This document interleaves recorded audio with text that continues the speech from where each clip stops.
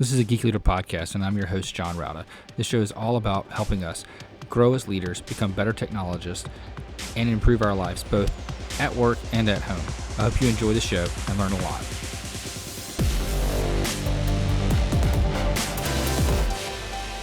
Hello, world, and welcome to episode 198 of Geek Leader Podcast. I'm your host, John Rauda, and today's sponsor is Private Internet Access.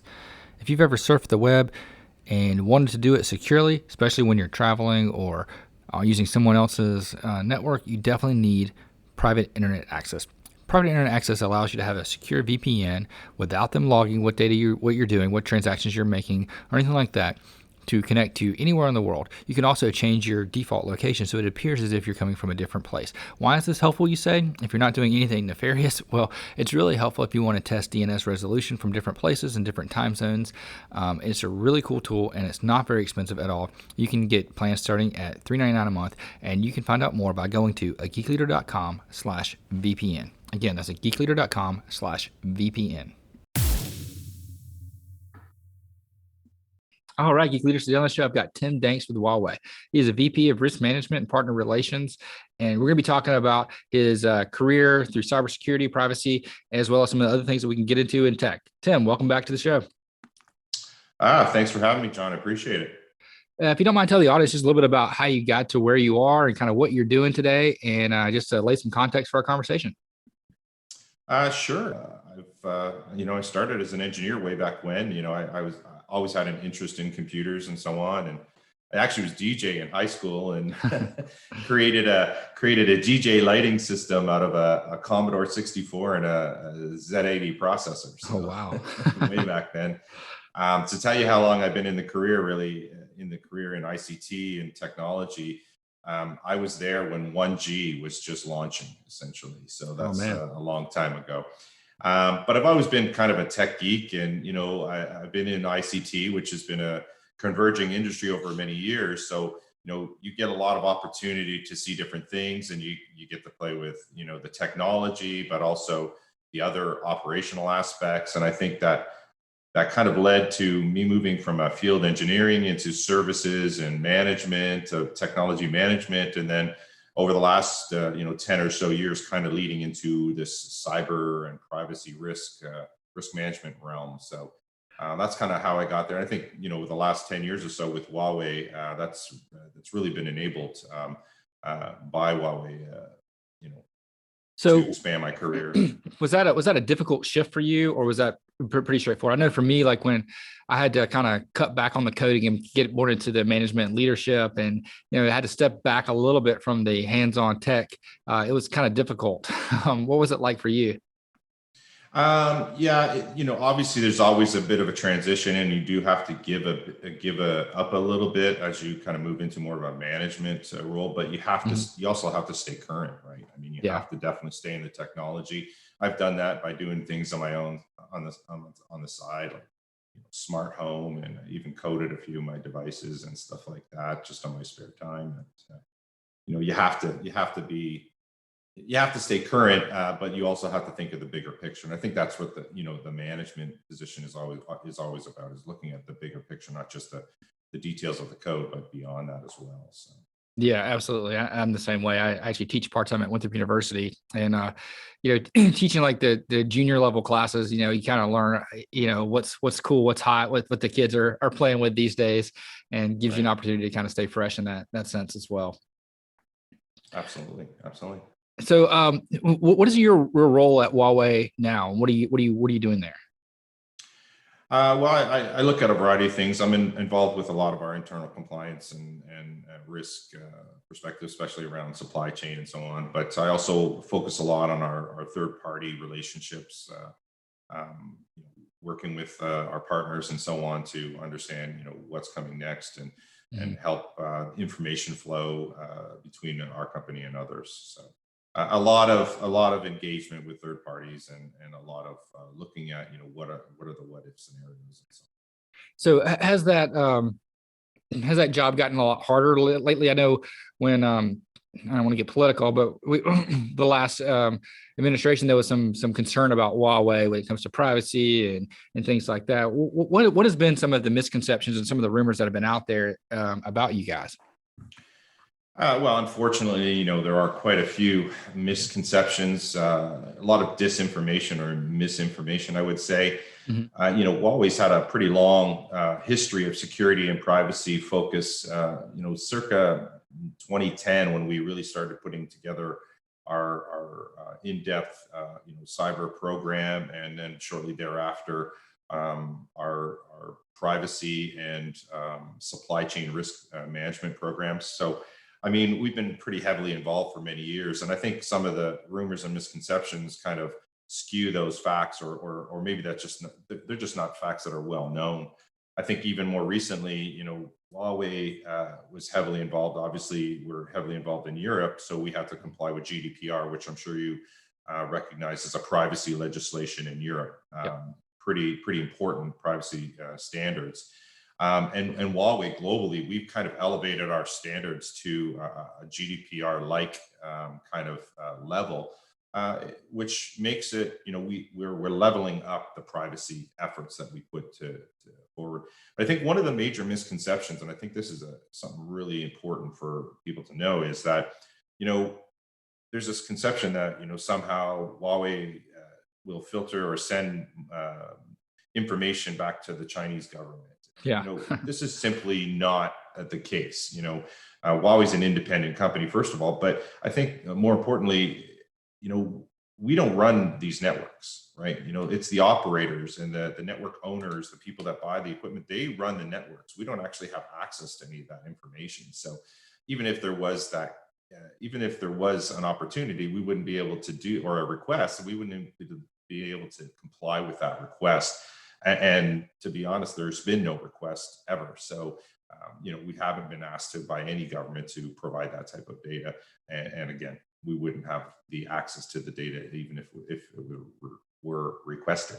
Yeah, I imagine if you even could do that, like the impact on the device itself, the service that you'd be offering, with quality of service would definitely significantly decrease if you had to send that data, to two different places. Well, I mean, there's a variety of things. I mean, if we're talking about the networks, yes, for Yeah. sure. And I mean, operators put pretty big security protocols around their networks, right, to protect their data and their customers' data. Hmm. And so they would definitely identify or be able to highlight any kind of changes or anomalies in data transfer. And I think, so it's important to recognize that, what a lot of this misinformation or disinformation is really just, nonsense. So I Yeah. think most people recognize. Yeah. Yeah. Any idea where all that stuff came from? Like, what was I don't know. It seems bizarre. Well, I mean, certainly, Huawei has risen pretty quickly as a technology company over the last 30 years, and as we moved into 5G and other technologies like AI and so on, Huawei's capabilities have scared some in the U.S. government about how rapidly, as a tech company, Huawei has been able to develop and rise. So I think there's definitely a concerted effort, to spread some misinformation and disinformation, Mhm. and Huawei's doing a few things to try and address some of those issues. We work with governments around the world to creating cybersecurity evaluation centers where we allow the government to review our code and review our hardware designs and look for these supposed backdoors and all of this kind of stuff. So, and we're working with them, and then we take that information that they do identify, because obviously, when you have lots of sets of eyes looking at it, it identifies areas for improvement. So we take those things and we're continually improving, our products and services, and even our development processes based on a lot of those findings, plus what we're seeing in industry, and that's both on a security and privacy front. So, and I don't know if you know, but Huawei also works with many standards organizations around the globe, and other organizations to promote privacy and security. We're heavily involved in the telecom 3GPP. Mhm. You know what that is? Developing security standards for 5G and moving forward technologies. Yeah. Yeah. I used to work at a ISP for 9 years. And, when you talk about just the privacy aspects of sending data, it's like, you know, not only is it not feasible, but it doesn't even make sense. you know? Exactly. Uh, Well, I mean, let's be clear. I mean, the solar winds, and a variety of other hacks, major hacks we've seen yeah. over the last few years. Governments or nation states that want to get access, or any hacker for that matter that wants to get access, they don't need the help of a supplier to do it. Right. Yeah. And Right. you have There's solar so many winds, you have the easier, exchange. Yeah. exactly. There's so many easier ways to infiltrate phishing scams and, Mhm. all these things that are low hanging fruit that are actually cheap and inexpensive, and a lot faster to facilitate when needed. So I Mhm. think it doesn't make any sense to do that. So Right. Yeah. It's one of those things where you think about it. It's almost like a crazy conspiracy theory, and people have that about everything. 5G is one of them. I've heard 5G causes COVID or some craziness like that. yeah, there's been some crazy rumors. It's bizarre. Speaking Yeah. of 5G, so you guys are kind of on the forefront of 5G. I think you guys were one of the main suppliers of that technology. Yeah, so Huawei's been investing heavily in 5G, so for over 10 years now. We were in the 2G and 3G and even the 4G era. We were kind of fast followers. We were late to the game for 2G and 3G, and then we were pretty involved in 4G and helping to develop standards and working through the industry. But 5G, we kind of really excelled, and that gives you some of a bit of a leader advantage.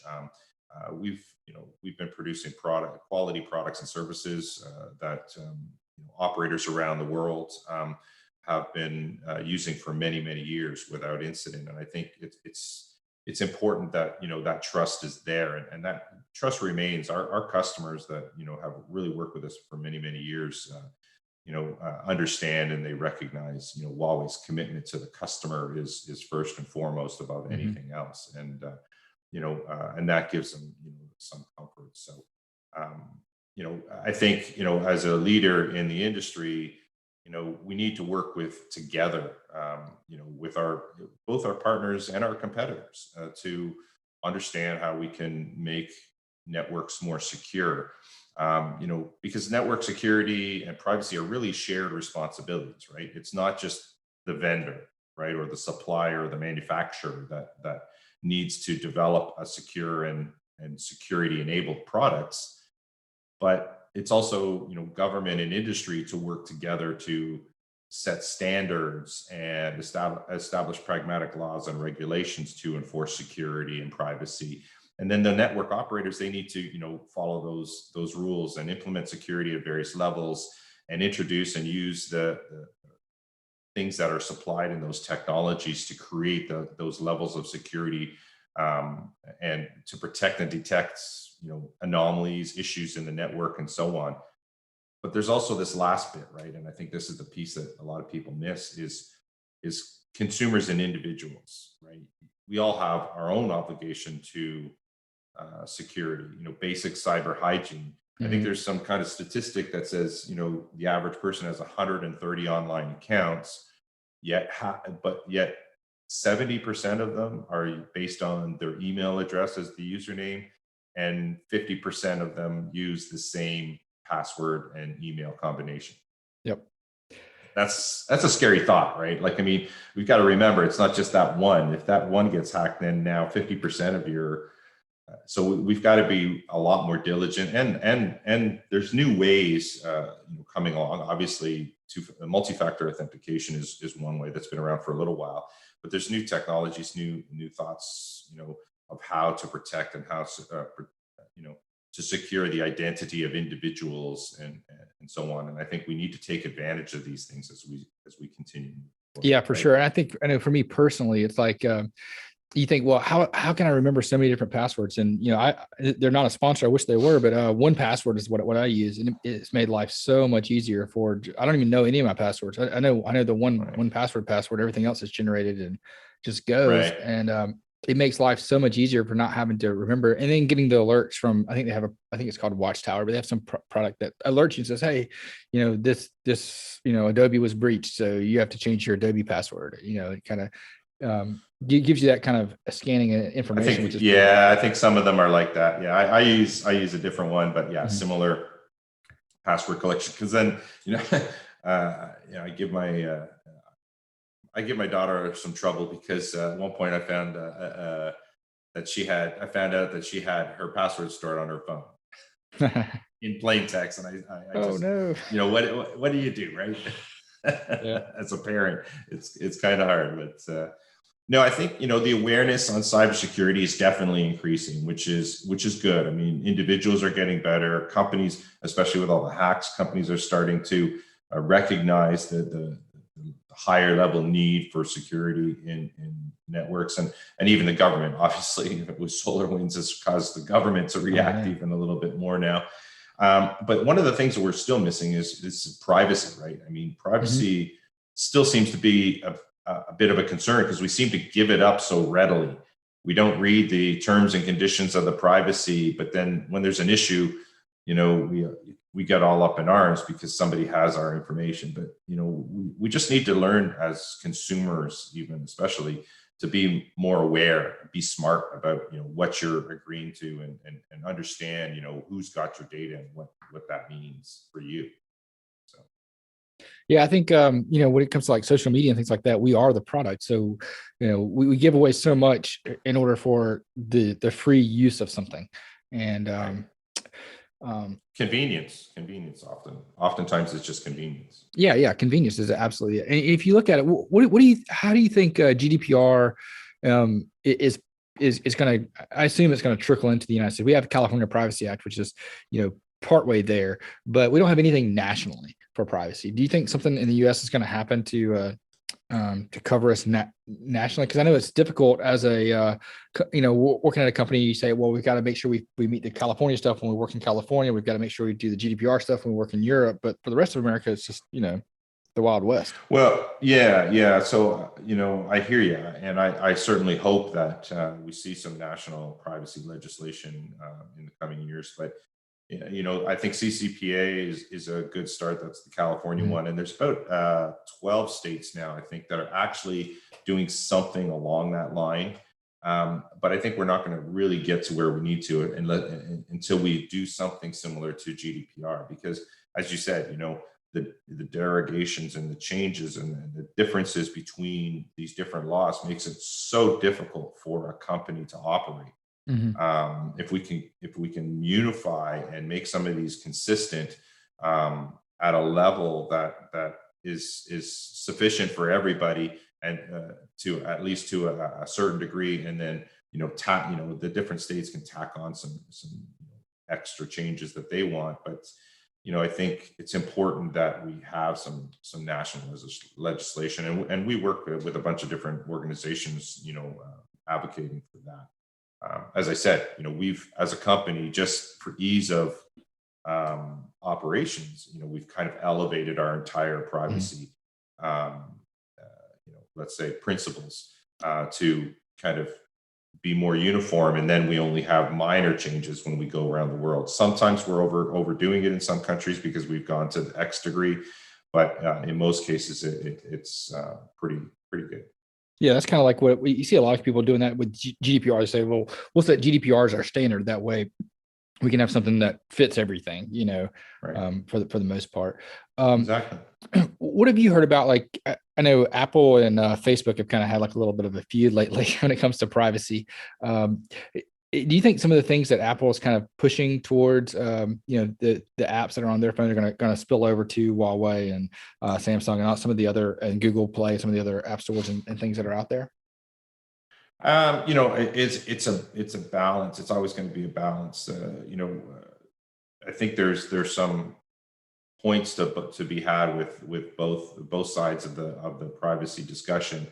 One is more on the commercial side for businesses, another is more on an individual, or let's say the individual side for the privacy of personal data.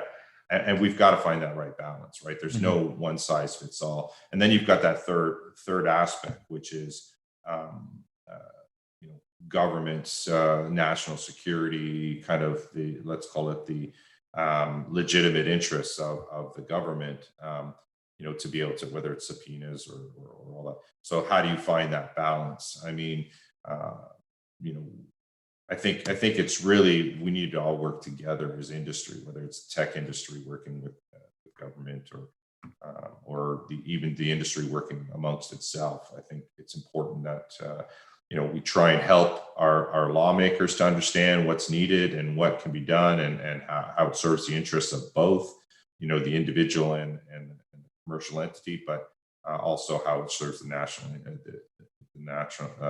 interest as well. So it's really all about balance, I think. Yeah, I think definitely balance has to come into play. Otherwise, you've got to have business, you've got to have economy, you've got to have information, and you need information for certain things. So you see like Facebook's thing, say, well, we want to give you the ads that are more appropriate for you, which are actually beneficial. I know, like with Instagram, when I look through my Instagram feed, it's things that I want to see, even if it's an ad. It's an ad that's tailored to me. So it kind of like, I'd rather see that than see something about diapers, or whatever. This makes more sense to me. Right. So that's a good thing. Now that you've said that, now that's the next advertisement that's going to show up on your phone, right? Absolutely. It's going to be like pull-ups or whatever. But I think that is a good thing, because I'll go through the Instagram. I'll say I just scroll through and I see ads that are relevant to things that I'm interested in, and then I turn on the TV and I'm watching the March Madness, and not a single commercial appeals to me. Right. So there is a balance there. And there's benefit to that.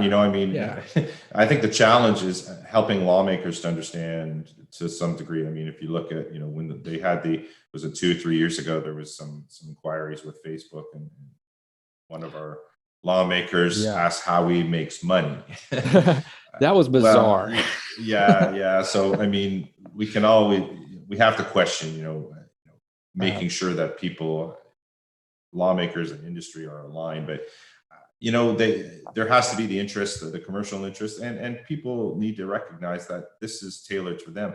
There's the other side of that that coin too, though. I mean, then we get into this, the news challenges, right? Getting only the news you want to hear, and not creating echo chambers and things like that. Right. So, and I think there's something that needs to be done about that. Yeah. Have you seen the documentary, The Social Dilemma?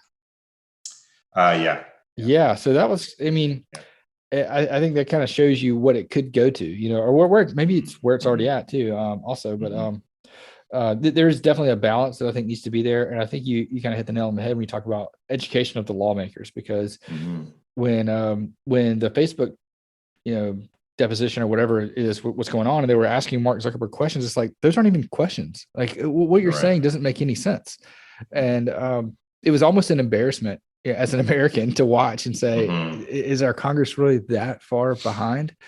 And granted, it's not everybody, but it was just a couple people.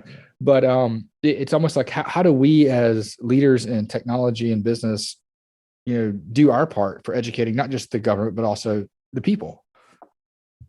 I think it shows like this. It's other other medium and forums, and it's collaboration between industry. I mean, that's where the key is, and I think getting and government being more involved in some of the development of technology, and getting a little, maybe not the development itself, but more in standards and helping to I just in general, I think being more involved.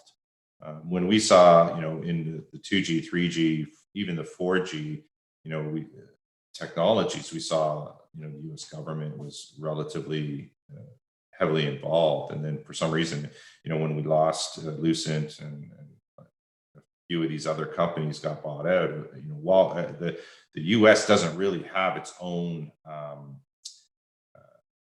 ICT player at this point, not in telecom. So that's a bit of a concern. I think that's a concern for the U.S. government. I think it should be a concern for all of us that as the U.S. is a technology leader for many years. In order to stay ahead, we need to stay involved. So, and I think that's one of the things I can kind of transition maybe a little bit here, and I can talk about, some of what Huawei has been doing. Hmm. We invest, and this is a key thing. I think we invest 10 to 15% of our annual revenue into R&D. In the last 10 years, we've invested over $100 billion Oh my gosh. in research and development. We've got 105,000 R&D engineers, or let's call it just engineers in general, but most of those are in R&D of some kind. That's over 50% of our workforce, right? And if you look and what comes from that, right? Huawei's in a lot of different technology areas. We have over 100,000 global patents as of the end of 2020 across 40,000 different technology families.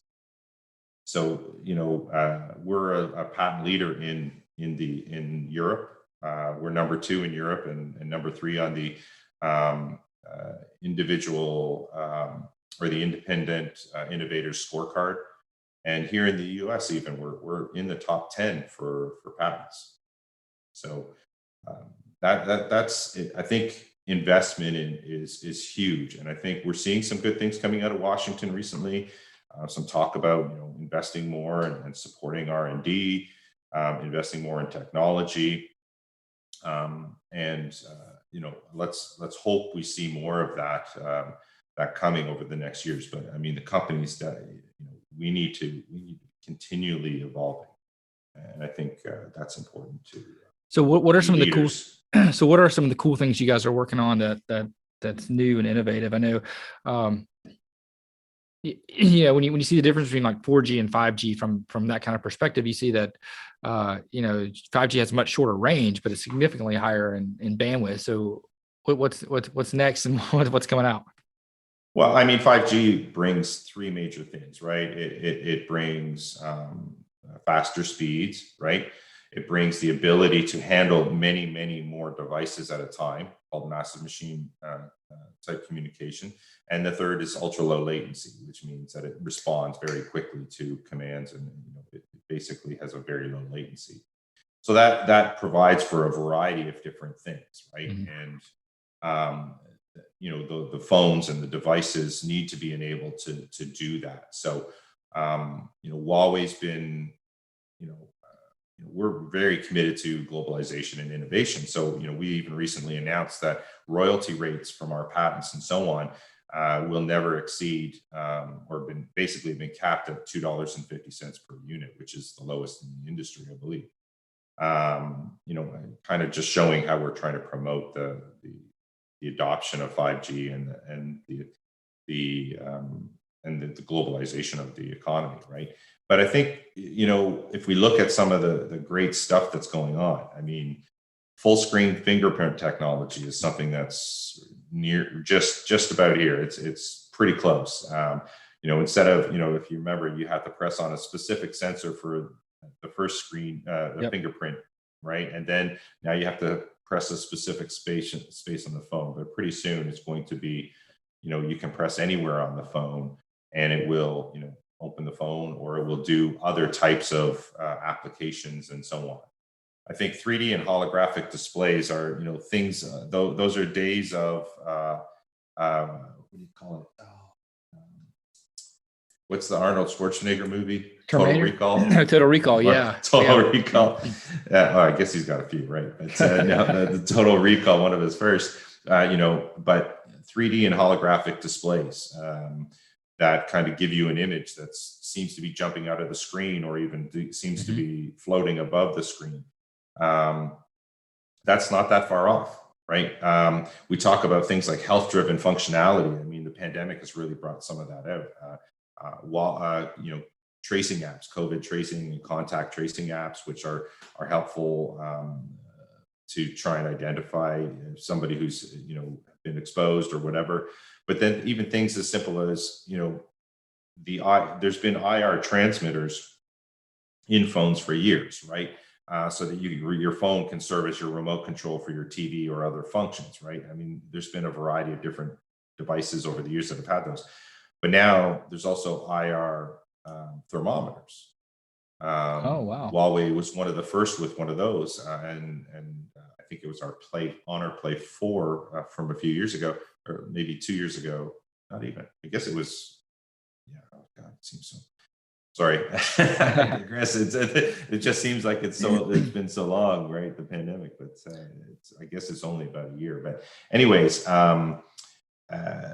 the IR thermometer, so you can take a temperature of yourself or your surroundings, right? So useful tech like that, and I think I think one of the big things is battery tech. Yeah. Being able to it's continually evolving, and I think being able to charge faster and be able to maintain a charge and keep that charge for longer but safely. We all heard the horror stories about phones blowing up a few years back, but I think we're starting to see the next generations, and even some that don't even have wires, and not just wireless charging where you have to put it on a pad, but wireless charging where if you're in proximity within a room, your phone is charging via laser or some other technology. And that's, Huawei's got patents around this, because our focus for patents and innovation is not just on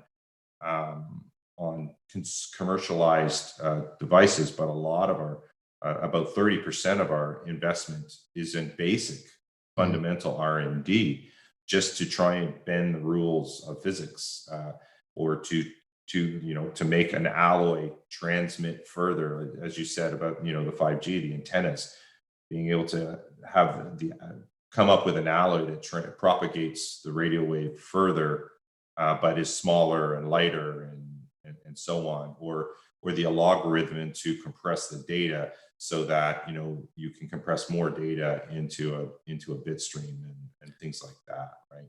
Yeah, I watched a documentary on Nikola Tesla a while back, and the wireless charging that you talked about. I mean, he was talking about delivering wireless electricity to houses and stuff, and how that's possible in the future. And it just blows my mind how we could do that without frying all the circuits in your house. If you had wireless charging, how do you? I imagine you guys are doing a lot of research on how you can do wireless charging if you're in the room without it, affecting your TV or whatever else. Yeah, I did touch on it, kind of maybe too much on the surface, but we have technology using laser. Mm-hmm. A laser, basically a laser in a room that, as long as the phone or the device is within visual distance or line of sight of that laser, that it will charge. And of course, obviously, you have to take into consideration safety concerns, people looking into it, and all these kind of things. But that that capability or that possibility is already here. And that's something that wouldn't affect everything around it, but it would allow you to charge the phone, for example, or low intensity devices. I don't know about doing a house, but certainly, things are evolving pretty quick. If you look at car charging, we did this. We developed a system for public parking, where if you pull your car over top of parking space, if it's an electric vehicle, it can actually charge without connecting anything, just by sitting on top of this parking space with coils, and there's coils in the back in the ground, and they adjust based on the proximity of the car to get the most efficient charging in the shortest amount of time. Things like that. I mean, Huawei's developing what we call an 1+8+N strategy, and so the one being kind of the smartphone, kind of your hub of your life, so to speak. It seems, anyways. And then 8 being 8 categories of different technologies. Some of that's laptops, or these are the IoT type devices, right? Laptops and AR and VR and smart speakers. And Huawei's also been heavily involved in automotive telemetry. So, the sensors and the different things that, can be used in a car. So we're even at the point now where, over the last few years, we've been really developing and evolving an operating system that's really a distributed architecture across multiple devices. And this is really focused on IoT type devices, where you can use that same platform, that same operating system across, whether it's a laptop or a smartphone or some other IoT type device. And then, of course, there's the N, which is the 1+8+N I mentioned. The N is all of the other technologies where we're working with partners and supporting their efforts in development, and where we find something, where we develop or found something during basic research that maybe we're not using because it's not our core focus. We can work with a partner and transfer that technology to them to continue to develop. So. Yeah, I think that's one of the things that more companies need to do is to share that information. And I think we saw that with the pandemic. It was like, normally, and not in tech, but in, let's say, medical or something like that, it's normally 10 years to get a vaccine out. But when companies come together and they share information and they share results of trials and results of research, then things can happen significantly faster and be better for all of mankind. And I think the same is true in tech with you guys being able to share stuff and share information. Like you talked about the pull-up charger, we just drive over a spot and park and your car starts charging. That would be great, if they had that up in the mountains where I was, because we drove our Tesla there and, we parked, we charged, and then we had to move out of that spot, to let someone else charge, because that's the courteous thing to do. But because of the cold temperatures, we lost, 12% overnight of charge, but if we would have had a space that we could have just stopped at, then we'd stay charged, it would have been awesome. So, being able to share that information and your things that you guys are doing, I think that's awesome. Yeah. So there's, again, there's so much investment in R&D, I think. And that again, that 30% that we're putting towards even fundamental R&D, I think that helps the industry. I think it helps technology and promotes innovation around the globe. And I think we need to do that. We need more companies doing that. I think obviously a lot of the big tech U.S. tech companies are doing similar, with similar high investment and. Which makes a huge amount of sense. But I think we need to get continue to support that here in the U.S. And I think that's how we're going to continue to maintain a leading edge in the U.S. and something that we need to continue to drive. So. Yeah, absolutely. Well, Tim, man, I really appreciate having you on the show. Is there anything else that you want to let the audience know or tell people how they can find out more about the things that you guys are working on? Well, I mean, no, I think we've covered a pretty broad scope here today, but I appreciate you having us on.